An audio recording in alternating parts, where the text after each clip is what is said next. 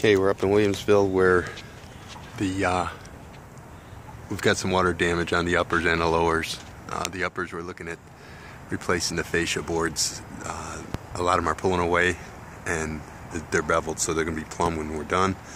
This lower, this has been a chronic problem actually around Western New York, where these, and around the country actually, where these porches, once they start to deviate a little bit and create any concaveness, these base plates just start to submerge and suck up water. So this is a poplar tongue and groove decking, 5/4 by different widths. You can see we've got 1.5 inches, 1.5 inches, 1.5 inches, and we expand it out to 3 inches wide. So this had actually been replaced once already. So this is the second time that this has gone through this. This column is rotted out at the bottom. I can stick my finger through the whole thing. That's on the corner, and what that does obviously is it will take and ripple up to create the top to sag down also.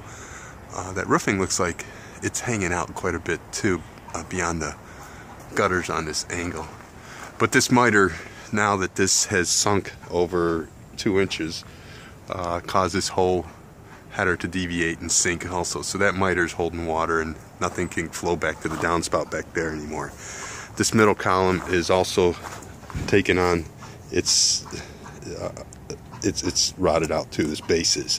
The column isn't yet, but the base is shot. So we're gonna option out to, and so is the third one. We're gonna option out to raise the porch, or pull the weight off of the base or the post, replace these bottom plates with treated. That post has to be completely replaced, so I got to find the wooden post to match that.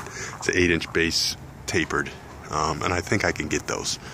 And then we're going to have your top and bottom plates for your railing. We've got 2-foot spindles, but this is rotted out here. So with this being rotted out here, it's going to force us to replace that whole 6-foot length from end to end. So we'd have to take it apart, rebuild it, use whatever spindles we can, and just give them a new top and bottom plate, or change it to a vinyl.